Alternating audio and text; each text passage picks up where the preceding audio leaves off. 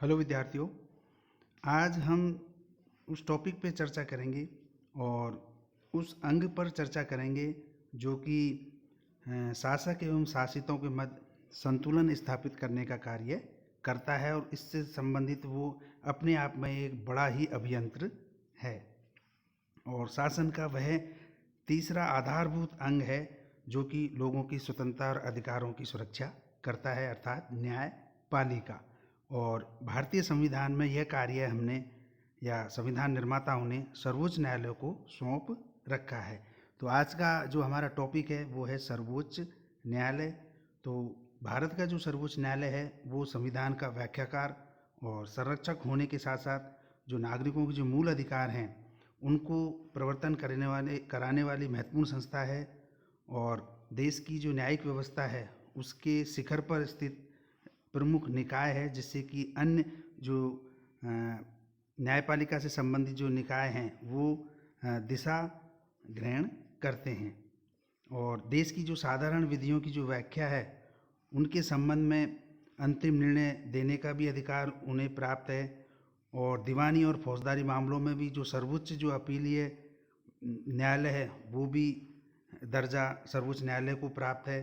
और नागरिकों के जो मूल अधिकार हैं उनको अनुच्छेद 32 के माध्यम से संरक्षण का जो कार्य है वो भी हमारा सर्वोच्च न्यायालय करता है।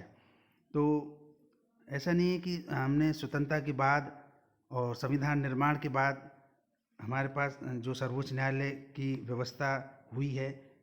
1935 का भी जो भारत शासन अधिनियम है उसके द्वारा भी भारत में एक संघीय न्यायालय की स्थापना की गई थी। तो उस समय जो भारत का संघीय न्यायालय था वो सर्वोच्च न्यायालय नहीं था, क्योंकि उसके विरुद्ध जो लंदन में स्थित जो प्रिवी काउंसिल है वहाँ अपील की जा सकती थी। तो हमने स्वतंत्रता के उपरांत भारत में एक एकल न्यायिक व्यवस्था को अपनाया और उसके शीर्ष पर सर्वोच्च न्यायालय को स्थापित किया। यदि हम अब इसके संगठन की बात करें तो भारतीय संविधान का जो अनुच्छेद 124 है वो उच्चतम न्यायालय के जो गठन संबंधी जो प्रावधान है वो इसमें लिखे गए हैं। तो जब हमने भारतीय जो लोकतांत्रिक गणराज्य है उसकी स्थापना की उसके कुछ ही दिन बाद सर्वोच्च न्यायालय भी अस्तित्व में आ गया था। शुरुआत में इसके न्यायाधीशों की कुल संख्या 8 थी, जो कि समय समय पर संशोधनों के माध्यम से बढ़ती हुई रही है। तो वर्तमान में जो सर्वोच्च न्यायालय में न्यायाधीशों की संख्या है वो 31 है, जिसे कि 2019 में व्यवस्था के रूप बनाए रखने के लिए अब 34 कर दी है। लेकिन वैसे 30 प्लस एक मुख्य न्यायाधीश सहित 31 मुख्य न्यायाधीश इसके संगठन में आते हैं। संविधान का जो अनुच्छेद 127 है और 128 है तो उनके प्रावधानों के अनुसार जो उच्चतम न्यायालय का जो मुख्य न्यायाधीश है वो राष्ट्रपति की पूर्व अनुमति से ही उच्चतम न्यायालय के किसी सेवानिवृत्त जो न्यायाधीश है उसको अस्थायी अवधि के लिए उच्चतम न्यायालय में एक तदर्थ न्यायाधीश के रूप में कार्य करने के लिए अनुरोध कर सकते हैं। तो इस प्रकार एक तदर्थ न्यायाधीश की जो व्यवस्था है वो भी हमारे सर्वोच्च न्यायालय में अपनाई गई है। अब यदि हम योग्यता की बात करें तो जो संविधान का अनुच्छेद 124 है 3, उसके अनुसार इसकी नियुक्ति के लिए ये जो अर्हताएँ हैं वो होनी चाहिए, जैसे कि भारत का नागरिक हो और 5 वर्ष तक उच्च न्यायालय या उससे अधिक न्यायालयों में लगातार 5 वर्ष तक वो न्यायाधीश रहा हो और किसी उच्च न्यायालय या उनसे अधिक न्यायालयों में लगातार 10 वर्ष तक उसने अधिवक्ता से संबंधित कार्य किए हों और राष्ट्रपति की राय में एक पारंगत विधिवेत्ता वो हो। तो इस प्रकार की योग्यताएं हमारे यहाँ न्यायाधीशों की गई है। अब नियुक्ति की बात करें तो नियुक्ति किस प्रकार से होती है, तो अनुच्छेद 124 के अनुसार जो उच्चतम न्यायालय के जो न्यायाधीश हैं उनको राष्ट्रपति द्वारा नियुक्त किया जाता है। तो इनकी नियुक्ति के संबंध में राष्ट्रपति को कोई विवेकीय शक्तियाँ प्राप्त नहीं है। वो ऊपर अभी जो हमने अभी बताई थी कि जो योग्यताएं वो यदि किसी न्यायाधीश में है तो राष्ट्रपति उसको नियुक्त करता है। वैसे वास्तविक शक्तियों का प्रयोग प्रधानमंत्री मंत्रिपरिषद के द्वारा किया जाता है। तो उनकी सलाह के और परामर्श के अनुसार ही राष्ट्रपति न्यायाधीशों की नियुक्ति करते हैं।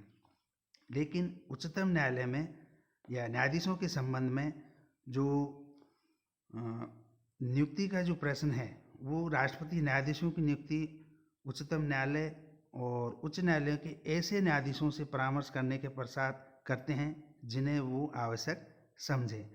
तो यहाँ एक तरीके से परामर्श का अर्थ उच्चतम न्यायालय की स्वीकृति से लगाया जाता है।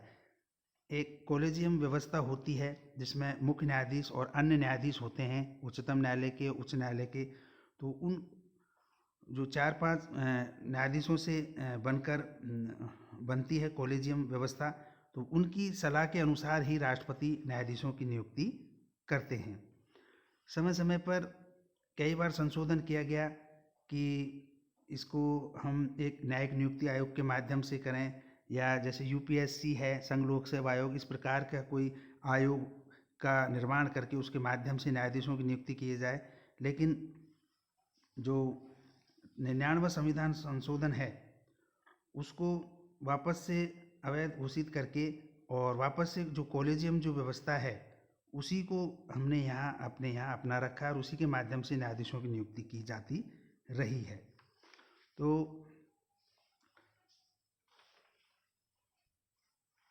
जो कॉलेजियम जो व्यवस्था है उसके अनुसार जो न्यायाधीश है उसमें एक मुख्य न्यायाधीश होता है और बाकी अन्य जो न्यायाधीश हैं और उनकी परामर्श पे यहाँ न्यायाधीशों की नियुक्ति होती है।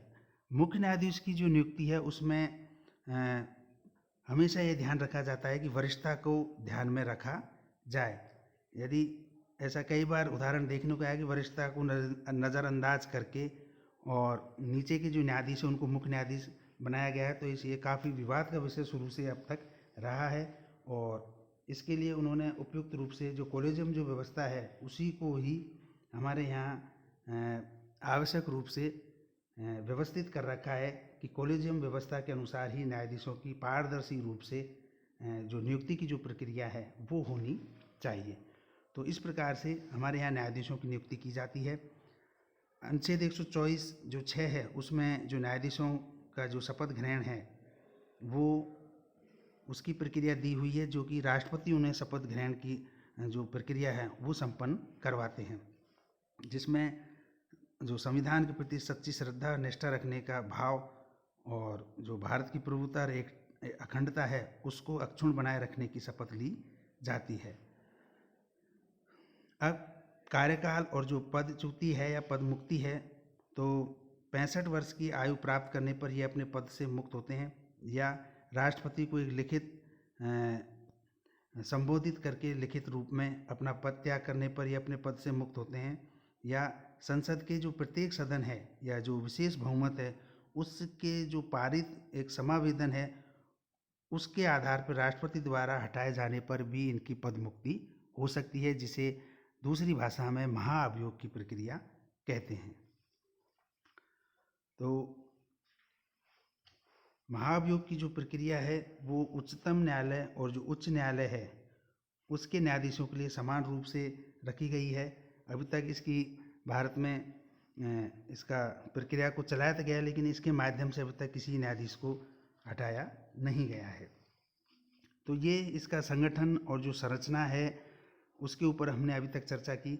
अब हम उच्चतम न्यायालय का जो क्षेत्राधिकार है उसके ऊपर चर्चा करेंगे कि भारत में जो सर्वोच्च न्यायालय है उसका एक व्यापक क्षेत्राधिकार है। और जैसे पहला अभिलेख न्यायालय के रूप में भारतीय सर्वोच्च न्यायालय व्यवस्थित है कि अनुच्छेद जो 129 है उसके अनुसार उच्चतम न्यायालयों को एक अभिलेख न्यायालय घोषित किया गया है। और अभिलेख न्यायालय से आशय यह है कि जो न्यायालय है उसके निर्णय और जो कार्रवाइयाँ हैं वो लिखित रूप में होती हैं, जिन्हें कि एक प्रमाणित मूल्य के रूप में संरक्षित रखा जाता है और ये एक दृष्टांत के रूप में प्रस्तुत किए जा सकते हैं। और इनकी सर्वोच्च न्यायालय के जो आदेश हैं और जो निर्णय हैं उनकी अवहेलना यदि किसी अधीनस्थ न्यायालय द्वारा की जाती है तो यहाँ दंड का प्रावधान भी किया गया है। तो इस रूप में जो सर्वोच्च न्यायालय है वो हमारा एक अभिलेख न्यायालय भी है। दूसरा प्रारंभिक क्षेत्राधिकार। तो अनुच्छेद 131 के अनुसार जो सर्वोच्च न्यायालय है उसको प्रारंभिक क्षेत्राधिकार प्राप्त है, अर्थात इसमें वो मामले आते हैं जिनकी सुनवाई करने का अधिकार किसी उच्च न्यायालय अथवा किसी भी अधीनस्थ न्यायालय को नहीं होता है। वो केवल उच्चतम न्यायालय को ही प्रारंभिक क्षेत्राधिकार प्राप्त होता है। तो इसमें जो मामले आते हैं वो जैसे कि भारत संघ अथवा एक या एक से अधिक राज्यों के मध्य उत्पन्न होने वाले विवादों को लेकर, भारत संघ या कोई एक राज्य या अनेक राज्यों या एक से अधिक राज्यों के बीच यदि कोई विवाद होता है उनको लेकर, या दो से अधिक राज्यों को विवादों को लेकर। तो एक प्रकार से चूँकि हमने यह संघात्मक शासन व्यवस्था को अपनाया है और संघ और उसकी जो इकाइयां हैं उसमें परस्पर भाव बना रहे, यदि कोई विवाद की स्थिति उत्पन्न होती है तो उसमें अधिनिर्णयन का जो कार्य है वो हमने सर्वोच्च न्यायालय को सौंप रखा है और इसी प्रकार की व्यवस्था हर संघात्मक शासन प्रणाली में होती है। तो ये प्रारंभिक क्षेत्राधिकार उसी से संबंधित मानी गई है। अगली इसकी रिट जो क्षेत्राधिकार है तो उसके माध्यम से, हालांकि जो रिट क्षेत्राधिकार है जैसे उच्चतम न्यायालय है वो अनुच्छेद 32 के माध्यम से और जो उच्च न्यायालय है वो अनुच्छेद 226 के माध्यम से लोगों को रिट जारी करने के लिए अधिकृत करते हैं। तो संविधान का जो मौलिक अधिकार है उनको लागू करने के लिए उच्चतम न्यायालय के साथ साथ उच्च न्यायालय को भी यह अधिकार प्रदान किया गया है। तो अनुच्छेद 32 के अधीन जो उच्चतम न्यायालय है उसके पास समवर्ती क्षेत्राधिकार है, जिसके तहत वह मूल अधिकारों के परिवर्तन के लिए न केवल बंदी प्रत्यक्षण, परमादेश, अधिकार प्रच्छा, उत्प्रेषण और प्रतिषेध की प्रकृति की रिट जारी कर सकता है, बल्कि अन्य निर्देश या आदेश भी जारी कर सकता है। तो इस प्रकार से अनुच्छेद 226 में उच्च न्यायालय भी अधिकृत है रिट जारी करने के लिए, जिसके माध्यम से लोगों के अधिकार और सुरक्षित किए जाते हैं। अगली अपीलीय क्षेत्र अधिकार है। चूँकि देश के सबसे बड़े अपीलीय न्यायालय के रूप में उच्चतम न्यायालय को उच्च न्यायालयों के विरुद्ध अपील सुनने का अधिकार है, तो जो अनुच्छेद 132 से लेकर जो अनुच्छेद 136 है उसमें वर्णित जो अपीलीय क्षेत्र अधिकार है उनमें ये सारे आते हैं, जिन्हें हमारे संविधान में 4 भागों में बांटा गया है। जैसे पहला संवैधानिक मामले, अर्थात संवैधानिक महत्व के जो प्रश्न हैं उनके संबंध में इसको अपीलीय अधिकारिता है।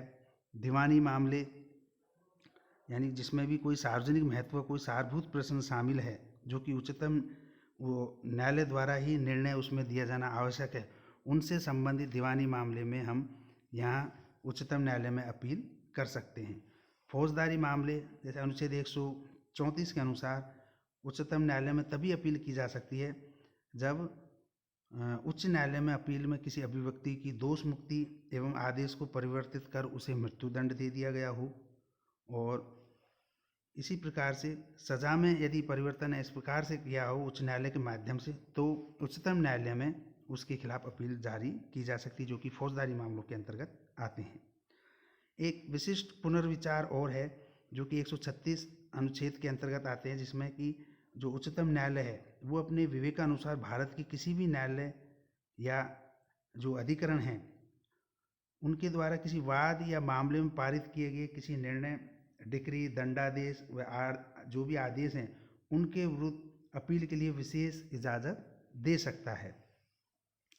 तो इस प्रकार का इसकी क्षेत्राधिकार है जो काफ़ी व्यापक है, क्योंकि एक पिरामिड आकार का हमारे यहाँ न्यायपालिका का ढांचा है जिसमें सर्वोच्च स्तर पर सर्वोच्च न्यायालय है, बाकी सब उसके अधीनस्थ न्यायालय माने जाते हैं।